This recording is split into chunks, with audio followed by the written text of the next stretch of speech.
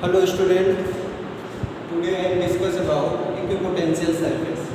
देखो equipotential surface होता क्या है। अगर किसी सरफेस पर हर पॉइंट पर पोटेंशियल सेम, तो ऐसे सरफेस को हम लोग इक्विपोटेंशियल सरफेस कहते हैं। बड़ा इजी सा कॉन्सेप्ट है, हम लोग उसके नाम से ही समझ सकते हैं। अब इसमें कुछ पॉइंट्स बनते हैं, जैसे इक्विपोटेंशियल सरफेस किसी पॉइंट चार्ज के लिए अगर हमसे पूछ दे तो हम क्या बताएं, तो कोई पॉइंट चार्ज या तो प्लस क्यू होगा या तो माइनस क्यू होगा। तो हमें जो इक्विपोटेंशियल सरफेस माइनस क्यू या प्लस क्यू का मिलता है, that means the point charge, इसके लिए पोटेंशियल जो हमें मिलेगा इक्विपोटेंशियल सरफेस वो बनेगा एक स्फीयर। पॉजिटिव चार्ज के लिए, पॉजिटिव पॉइंट चार्ज के लिए जो हमें इक्विपोटेंशियल सरफेस मिलता है वो एक स्फीयर मिलता है। अब ये स्फीयर हमें जैसे जैसे डिस्टेंस बढ़ेगा अलग अलग रेडियस के स्फीयर मिलते जाएंगे। तो ये सारे स्फीयर इस पॉइंट चार्ज का इक्विपोटेंशियल सरफेस होगा। सिंपल सी बात है, पोटेंशियल अगर हम लोग देखें तो होता क्या है KQ/R। दैट मीन्स जैसे जैसे डिस्टेंस बढ़ेगा पोटेंशियल कम होता जाएगा। तो लेट अस सपोज अगर यहाँ पर पोटेंशियल 40 वोल्ट है तो यहाँ पे 30 वोल्ट हो जाएगा, यहाँ पर 20 वोल्ट हो जाएगा। और एक कॉन्सेप्ट हमको ये भी पता है कि जो चार्ज होता है पॉजिटिव चार्ज, इसका जो इलेक्ट्रिक फील्ड होता है ये आउटवर्ड होता है,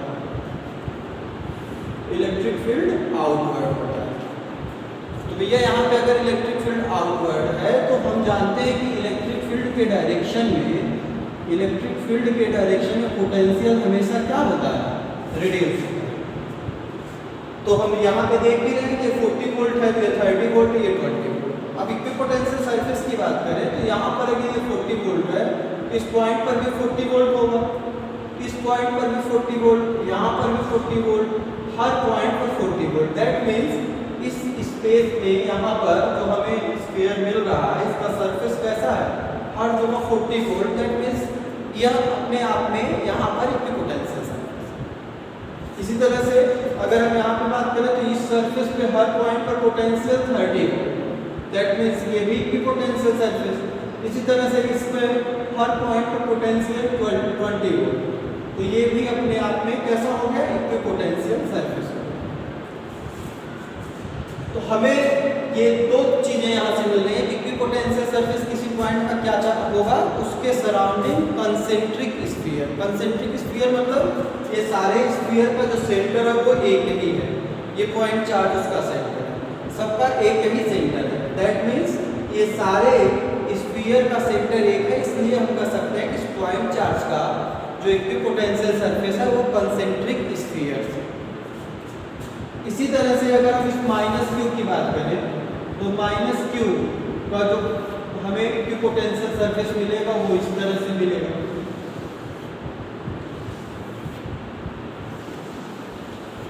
ये भी हमारा कैसा होगा, अगर मान लीजिए यहाँ पर हम पोटेंशियल की बात करें उसी तरह से उसी अप्रोच में, तो यहाँ पे -40 वोल्ट, यहाँ -30 वोल्ट, यहाँ -20 वोल्ट।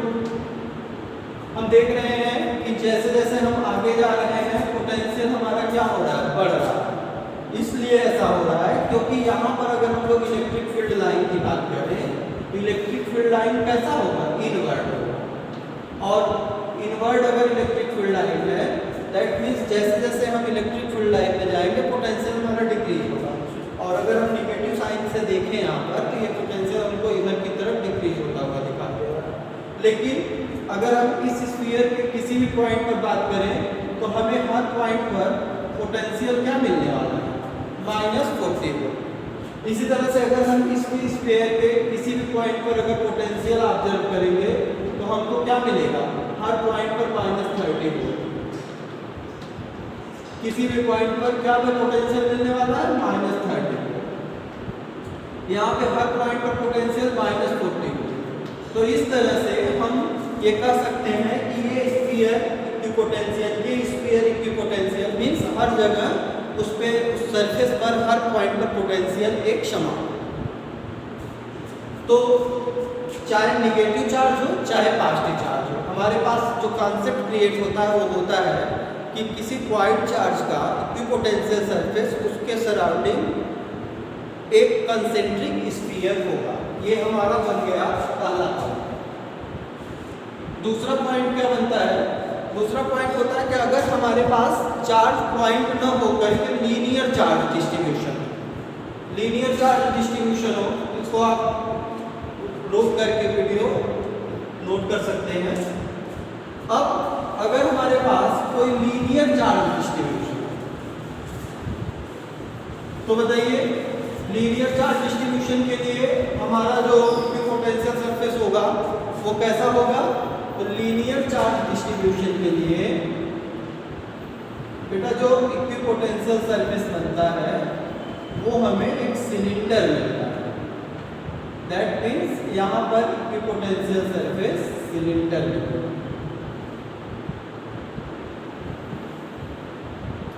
अब इस तरह से अगर हम इसके इलेक्ट्रिक फील्ड लाइन की बात करें तो इलेक्ट्रिक फील्ड लाइन हमको पता है कि पॉजिटिव चार्ज का फील्ड लाइन आउटवर्ड होता है। तो भैया ये इलेक्ट्रिक फील्ड लाइन है और जैसे जैसे इलेक्ट्रिक फील्ड की डायरेक्शन में जाएंगे पोटेंशियल कम होगा, मतलब हमें पोटेंशियल और जो मिलने वाला है वो इस तरह से जैसे जैसे आगे बढ़ेंगे पोटेंशियल मिलता जाएगा। लेकिन ये सारे पोटेंशियल कैसे होंगे? ये हर पॉइंट पर अगर लेट सपोज हम इस तरह से एक और ड्रा कर लिए,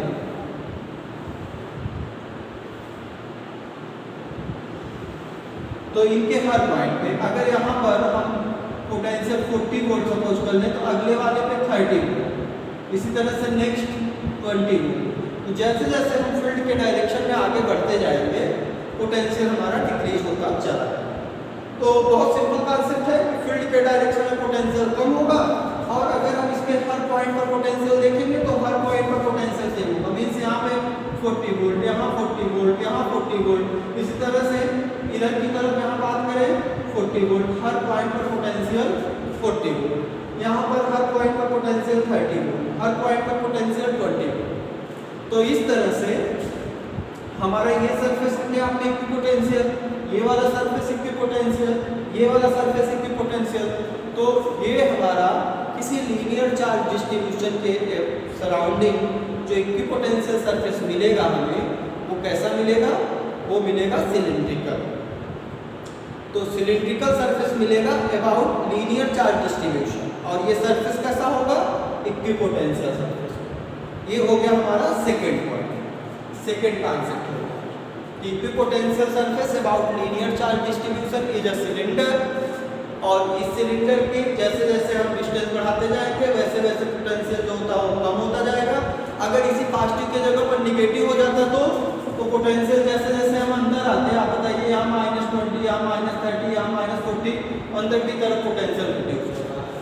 अच्छा मैग्नीट्यूड की बात करें तो ऑलरेडी मैग्नीट्यूड ज़्यादा ही है, क्योंकि अगर हम ये देखें V = KQ/R तो यहाँ पे तो साफ साफ समझ में आ रहा है कि R बढ़ने से पोटेंशियल कम होगा। तो मैग्नीट्यूड तो अंदर देखिए R कम है तो ज़्यादा ही है, लेकिन निगेटिव साइन से ये पता चल रहा है कि यहाँ का पोटेंशियल इसके रिस्पेक्ट में कम है। और आप पोटेंशियल में ध्यान दीजिएगा, कभी भी अगर हम लोग चार्ज लेंगे तो हमेशा विथ साइन लेंगे। अगर पॉजिटिव है तो यहाँ पे पॉजिटिव, निगेटिव है तो यहाँ पर निगेटिव। चलिए सेकंड पॉइंट हो गया। अब हमें थर्ड पॉइंट क्या मिलता है? थर्ड पॉइंट मिलता है कि किसी भी इक्विपोटेंशियल सरफेस में जो इलेक्ट्रिक फील्ड होता है। तीसरा पॉइंट है कि अगर हमारा equipotential surface late us suppose हमने एक +Q का बनाया था, इसके सराउंडिंग जो ये हमें इक्विपोटेंशियल सरफेस मिला है, इसको अगर हम लोग देखें इनका ये इलेक्ट्रिक फील्ड लाइन हमने बना दिया। अब आप देख रहे हैं कि हर जगह इलेक्ट्रिक फील्ड लाइन और इस इक्विपोटेंशियल सरफेस की एंगल कितनी दिखाई दे रही है? 90 डिग्री। तो इससे हम एक रिजल्ट निकाल सकते हैं कि इक्विपोटेंशियल सरफेस पर hमेशा इलेक्ट्रिक फील्ड कैसा होगा? परपेंडिकुलर होगा। Electric field always perpendicular to equipotential surface. Equipotential surface हमेशा हमारा जो इलेक्ट्रिक फील्ड होगा वो इक्विपोटेंशियल सरफेस से परपेंडिकुलर होगा। एक बात, दूसरी बात ये है कि इलेक्ट्रिक फील्ड अगर परपेंडिकुलर नहीं है तो वहां पर इलेक्ट्रिक फील्ड हमेशा क्या होना है, जीरो होगा। इलेक्ट्रिक फील्ड अगर परपेंडिकुलर नहीं है इक्विपोटेंशियल सरफेस के तो वहां पर इलेक्ट्रिक फील्ड जीरो होगा। इसको हम लोग ऐसे समझ सकते हैं, हमने आपको बताया है कि delta V is equal to होता है EDR माइनस VDR। यहाँ निगेटिव साइन, अगर हम डेल्टा V की बात करें पोटेंशियल इक्विपोटेंशियल के लिए तो आपको पता है, अगर मान लीजिए हमारा इस सरफेस की बात कर लें, अगर पॉइंट यहाँ पे A है, यहाँ पे पॉइंट B है और हमको A से B जाना है, कहाँ से, A से B जाना है, तो हम जो पोटेंशियल डिफरेंस में डेल्टा V लिखेंगे वो क्या लिखेंगे, final potential minus initial potential, that means VB minus VA is equal to minus E dot DR। और E डॉट DR को अगर हम लोग आगे लिखें तो ये हो जाता है E DR cos थीटा। अब इक्विपोटेंशियल, मैं बार बार रिपीट कर रहा हूं, इक्विपोटेंशियल का मतलब पॉइंट B पर जितना पोटेंशियल उतना ही पोटेंशियल पॉइंट A पर, दैट मींस इनका डिफरेंस क्या होने वाला है, जीरो। तो ये वैल्यू आ गई जीरो और ये हो गया minus E DR cos theta. अब ये अगर निगेटिव वैल्यू आ गई तो माइनस का यहाँ पे तो कोई रोल ऑफ रहा नहीं गया, दैट मींस हम इसको लिख सकते हैं E DR cos theta, E DR cos theta equal to zero. अब इसमें आप देखिए ये कंपोनेंट हमारा पूरा जीरो होने के लिए क्या क्या हो सकता है, या तो cos थीटा हमारा जीरो हो जाए, that means theta equal to कितना डिग्री हो जाए, 90 डिग्री। तो ये वाला कॉन्सेप्ट हमारा फॉलो हो गया, इलेक्ट्रिक फील्ड हमेशा इक्विपोटेंशियल सरफेस के कैसे होना चाहिए, परपेंडिकुलर होना चाहिए, ये कॉन्सेप्ट। दूसरा, अगर हम बात करें ये E और DR, अगर इनमें से कोई जीरो हो जाए तो भी ये टोटल कंपोनेंट हमारा जीरो हो जाएगा। लेकिन आप सोचिए कि अगर हम एक पॉइंट से दूसरे पॉइंट जाएंगे तो DR तो कभी जीरो हो ही नहीं सकता, क्योंकि हम हमेशा एक पॉइंट से दूसरे पॉइंट जाएंगे तो डिस्प्लेसमेंट मिलने ही वाला है। दैट मींस दूसरा टर्म जो हमारा जीरो हो सकता है वो कौन हो सकता है, E हो सकता है। दूसरा टर्म हमारा जीरो E हो सकता है। दैट मींस ये हमारा तीसरा कॉन्सेप्ट बनता है कि इक्विपोटेंशियल सरफेस के केस में या तो इलेक्ट्रिक फील्ड उस सरफेस से परपेंडिकुलर होगा या तो वहां पे इलेक्ट्रिक फील्ड जीरो, ये हमारा कॉन्सेप्ट। उसके बाद फोर्थ पॉइंट ये आता है कि कभी भी दो इक्विपोटेंशियल सरफेस एक दूसरे को इंटरसेक्ट नहीं कर सकते। कभी भी दो इक्विपोटेंशियल सरफेस एक दूसरे को इंटरसेक्ट नहीं कर सकते। तो आप इस फोर्थ पॉइंट को बना सकते हैं कि never be intersect to equipotential surface to each other. कभी भी दो इक्विपोटेंशियल सरफेस एक दूसरे को कैंसिल नहीं कर सकते। अब इसके बाद अगला कॉन्सेप्ट हम लोगों का है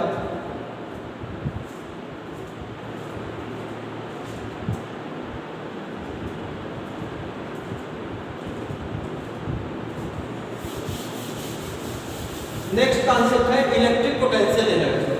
तो इलेक्ट्रिक पोटेंशियल एनर्जी को हम लोग रिप्रेजेंट करते हैं U से, और ये हमारा अगर ऑब्जर्व करना हो तो इसको कैसे डिफाइन करते हैं। लेट अस सपोज अगर हमारे पास कोई चार्ज Q1 है। अच्छा, एक चीज यहाँ पे ये जान लीजिए कि अगर जो हम पढ़े हैं इलेक्ट्रिक फील्ड और इलेक्ट्रिक पोटेंशियल, इलेक्ट्रिक फील्ड अगर किसी पॉइंट पर Q चार्ज रखे हुए हैं और इससे R डिस्टेंस पर किसी पॉइंट P पर हमें फील्ड चाहिए तो क्या मिलेगा बताइए, पोटेंशियल चाहिए तो क्या मिलेगा, और पोटेंशियल एनर्जी चाहिए तो क्या मिलेगा। तो इन तीनों के जवाब में एक कॉन्सेप्ट छुपा हुआ है और वो ये है कि इलेक्ट्रिक फील्ड इस पॉइंट पर हमें मिलता है KQ/R², पोटेंशियल मिलता है KQ/R, बट पोटेंशियल एनर्जी हमें जो मिलती है वो मिलती है 0। तो इससे हमें ये पता चलता है कि कभी भी किसी इंडिविजुअल चार्ज का पोटेंशियल एनर्जी हमको नहीं मिलने वाली। जब भी पोटेंशियल एनर्जी मिलेगी 2R मोर देन 2 चार्जेस। तो देखते हैं, अगर हमारे पास दो चार्ज, एक Q1 है और एक Q2 है, और दोनों एक दूसरे से R डिस्टेंस पर है, तो ऐसे केस में जो जो हमें पोटेंशियल एनर्जी मिलती है वो मिलती है के Q1 Q2 बाई। बहुत सिंपल है। इसको अगर हम डिफाइन करें तो होता क्या है कि ये जो Q2 चार्ज है अगर ये इनफाइनाइट पर हो, Q2 चार्ज कहाँ पर हो, इनफाइनाइट पर, तो Q2 चार्ज को इनफाइनाइट से या इनफाइनाइट में इसको इनफाइनाइट से इस पर्टिकुलर पॉइंट पर लाने में जो वर्क होता है वही यहाँ की इलेक्ट्रिक पोटेंशियल एनर्जी। फिर से रिपीट कर रहा हूँ, इनफाइनाइट से इस Q2 चार्ज को इस पर्टिकुलर डिस्टेंस पर लाने में जो वर्क होता है वो यहाँ का इलेक्ट्रिक पोटेंशियल एनर्जी होता है। अच्छा, आप जानते हैं according to energy conservation principle total energy किसी सिस्टम की, टोटल एनर्जी वहाँ की potential energy plus kinetic energy होती है। इससे ये पता चलता है कि अगर हमारे किसी सिस्टम की काइनेटिक एनर्जी चेंज हो जाए तो पोटेंशियल एनर्जी भी चेंज हो जाए। तो यहाँ पे ध्यान ये देना है कि जब हम इस चार्ज को इनफाइनाइट से यहाँ लाएंगे तो इतना स्लो लाएंगे कि उसकी काइनेटिक एनर्जी चेंज ना हो। अगर काइनेटिक एनर्जी चेंज हो जाएगा तो ये कॉन्सेप्ट हमारा फेल हो जाएगा। दैट मीन्स काइनेटिक एनर्जी अगर हमारी कांस्टेंट रहेगी तो ही पोटेंशियल एनर्जी कांस्टेंट रहेगी। That means this potential energy is observed if this charge is bringing from infinite to that point without changing kinetic energy. तो ये हमारा बन जाता है पोटेंशियल एनर्जी का फार्मूला। और डिफिनीशन आप समझ सकते हैं कि किसी भी चार्ज को, ये जो हमने देखा कि किसी चार्ज को इनफाइनाइट से पर्टिकुलर रेंज में लाने में जो वर्क हम कर रहे हैं वो वर्क यहाँ का पोटेंशियल एनर्जी होता है। अब यहाँ इससे जब हम आगे बढ़ते हैं तो देखते हैं कि इससे क्वेश्चन कैसे क्रिएट होते हैं। तो बहुत सिंपल है, अगर दो चार्जेस हमारे पास Q1 Q2 हैं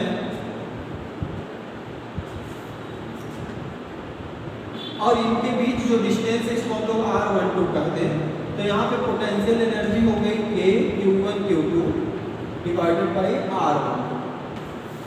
but if more than 2 charges आ जाए, 3 चार्जेस 4 चार्जेस, तो एक पोटेंशियल एनर्जी कैसे फाइंड करेंगे। लेट अस सपोज हमारे पास एक चार्ज यहाँ पे Q1 है, दूसरा चार्ज यहाँ पर Q2 है, तीसरा चार्ज यहाँ पर Q3 है और ये आपका एक सिस्टम क्रिएट हो गया, एक सिस्टम बन गया। अब इस सिस्टम की पोटेंशियल एनर्जी हमको चाहिए, तो आप बताइए इस डिस्टेंस को क्या हम R12 लिख दें, इसको R23 लिख दें, 2 और 3 के बीच का डिस्टेंस, और यहाँ पे 3 और 1 के बीच के डिस्टेंस को R31। तो इनका पोटेंशियल एनर्जी बता दीजिए, इसका पोटेंशियल एनर्जी कितना हो जाएगा, ये हो जाएगा K Q1 Q2 by R12। यहाँ की potential energy K Q2 Q3 by R23।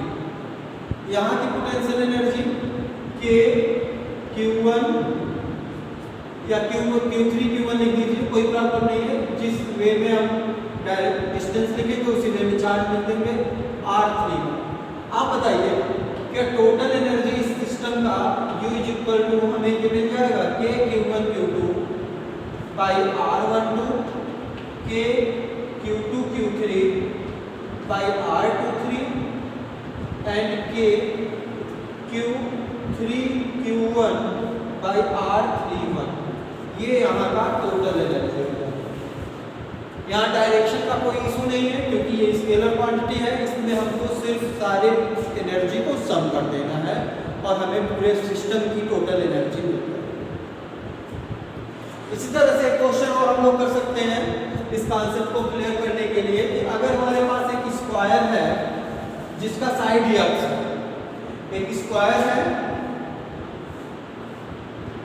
इस स्क्वायर की साइड हमने x मीटर दे रखा है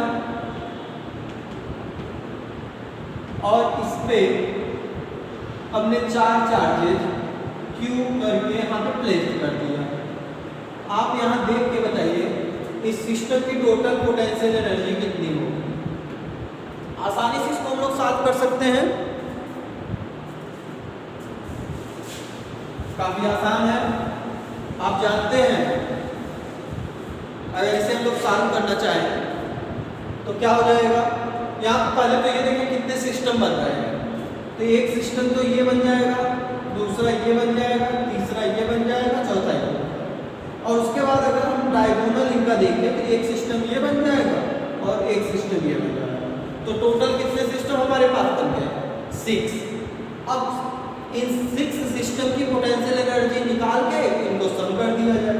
तो बताइए, यहाँ इसका पोटेंशियल एनर्जी पहले वाले सिस्टम का, इसकी पोटेंशियल एनर्जी के q square Q1 Q2 that means Q into Q by distance x square. यहाँ पर के q square by x square. यहाँ बताइए के q square by x square, यहाँ पर के q square by x square. अच्छा, यहाँ डिस्टेंस इसका डायगोनल का देखें तो ये आपका बेस, ये परपेंडिकुलर, तो ये डिस्टेंस हो जाएगा under root base square plus perpendicular square that means under root x square plus x square, और अंडर रूट में x square plus x square 2x square, x square बाहर आ जाएगा, रूट 2x आ जाएगा। ये वैल्यू हम लोगों को मिल जाएगा रूट 2x, ये वैल्यू भी मिल जाएगी रूट 2x। अब बताइए इसका अगर हम लोग एनर्जी लिखें तो इस वाले सिस्टम की एनर्जी मिल जाएगी क्या, के क्यू स्क्वायर बाई ये डिस्टेंस रूट 2x। इसी तरह से सिमिलरली इसका मिल जाएगा के q square by root 2x। अब सब टोटल एनर्जी बता दीजिए। टोटल एनर्जी हो जाएगा के q square by A square, कितनी बार? 1 2 3 4। तो ये 4 बार ऐड करेंगे तो 4 टाइम्स हो जाएगा, और प्लस ये दोनों सेम के क्यू स्क्वायर 2 बार, k q square divided by root 2x। तो इसको हम लोग कैंसिल करेंगे, रूट 2 हो जाएगा, तो ये वैल्यू आ जाएगी हमें के क्यू स्क्वायर, यहाँ पर ए है ना, x सॉरी हमने एक गलती किया है, यहाँ पे डिस्टेंस में एक्स स्क्वायर नहीं होगा, हर जगह एक्स होगा, ये इशू हो गई। तो के q square by x 4 times, इसको मैंने कॉमन ले लिया के क्यू स्क्वायर बाई एक्स, और यहाँ पे हो गया 4 प्लस यहाँ पे कैंसिल करेंगे root 2 into root 2 cancel, 4 plus root 2। ये हमारा यहाँ का टोटल पोटेंशियल। ओके, नेक्स्ट हम लोग देखेंगे electric potential energy due to electric diode.